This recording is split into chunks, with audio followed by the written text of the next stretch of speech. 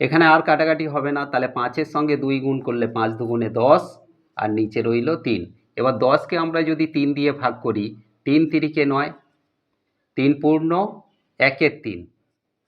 এইটা কি হলো না ঘন্টা, যেহেতু 4টা আমাদের ঘন্টা ছিল। এই যে 3 পূর্ণ 1-এর 3 ঘন্টাকে আমরা 3 ঘন্টাকে ঘন্টা রাখবো আর 1-এর 3 ঘন্টাকে মিনিট করব।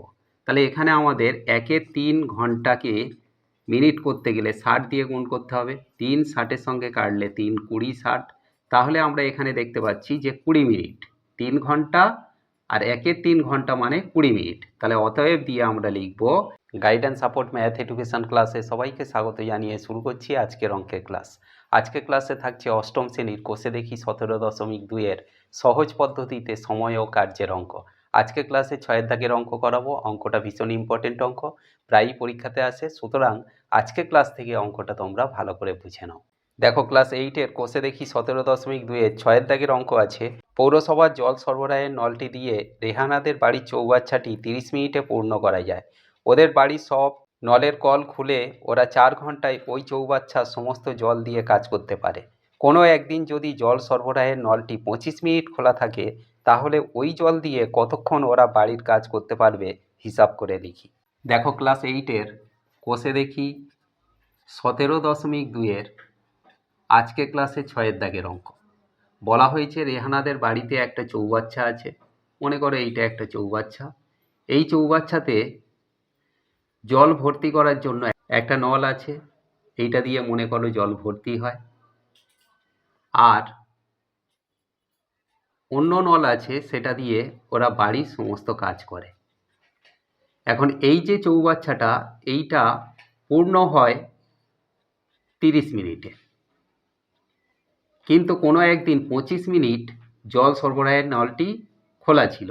তার মানে 30 মিনিটে পূর্ণ হয় পুরো চৌবাচ্চা। 25 মিনিটে কত জল ভর্তি হয়েছে সেই জল দিয়ে, পুরো ভর্তি চৌবাচ্চার জল দিয়ে তারা 4 ঘন্টা কাজ করতে পারে। তাহলে 25 মিনিট যদি খোলা থাকে এই নলটি, যে জলটা ভর্তি হয়েছে, মনে করো এই পর্যন্ত জল ভর্তি হয়েছে, তারা কত ঘন্টা কাজ করতে পারবে এটা আমরা বের করব। প্রথমেই লিখব, মনে করি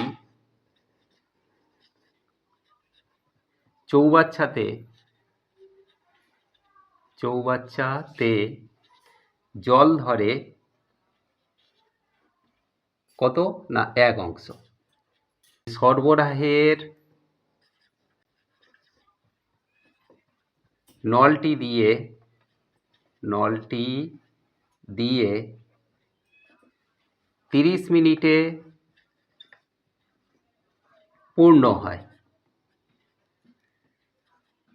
কত অংশ না 1 অংশ। তাহলে 1 মিনিটে কত পূর্ণ হবে? 1-এর 30 অংশ। কিন্তু ওই দিন 25 মিনিট সরবরাহের নলটি খোলা ছিল, তাহলে জল কম এসেছে। কতটা এসেছে আমরা এখানে দেখব। 1 গুণ 25 আর নিচে 30 যেমন আছে থাকলো। এবার 5 দিয়ে কাটলে 5 5-এ 25, 5 6 30। তাহলে আমরা এখানে দেখতে পাচ্ছি যে 5-এর 6 অংশ মানে 6 ভাগের 5 ভাগ কি হয়েছে না চৌবাচ্চা পূর্ণ হয়েছে। এরপরে আমরা লিখব যে 30 মিনিটে পূর্ণ হয় 1 অংশ, মানে কি 1 অংশের জলে কাজ হয়। কতক্ষণ কাজ করতে পারে ওরা না 4 ঘন্টা। তাহলে আমাদের এই যে জল সরবরাহের নলটি 25 মিনিট খোলা থাকার জন্য 5-এর 6 অংশ পূর্ণ হয়েছে। তাহলে এই 5-এর 6 অংশের জল দিয়ে ওরা কতক্ষণ কাজ করতে পারবে। তাহলে এখানে আমাদের 4-এর সঙ্গে 5-এর 6টা আমরা গুণ করব। তাহলে এখানে গুণ করলে 2 দিয়ে কাটলে 2 3-এ 6, 2 দুগুণে 4। এখানে আর কাটাকাটি হবে না, তাহলে 5-এর সঙ্গে 2 গুণ করলে 5 দুগুণে 10 আর নিচে রইল 3।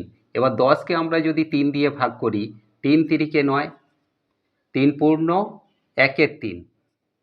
এইটা কি হলো না ঘন্টা, যেহেতু 4টা আমাদের ঘন্টা ছিল। এই যে 3 পূর্ণ 1-এর 3 ঘন্টাকে আমরা 3 ঘন্টাকে ঘন্টা রাখবো আর 1-এর 3 ঘন্টাকে মিনিট করব। তাহলে এখানে আমাদের 1-এর 3 ঘন্টাকে মিনিট করতে গেলে 60 দিয়ে গুণ করতে হবে। 3 60-এর সঙ্গে কাটলে 3 20 60, তাহলে আমরা এখানে দেখতে পাচ্ছি যে 20 মিনিট। 3 ঘন্টা আর 1-এর 3 ঘন্টা মানে 20 মিনিট। তাহলে অতএব দিয়ে আমরা লিখব যে 3 ঘন্টা 20 মিনিট কাজ করতে পারবে।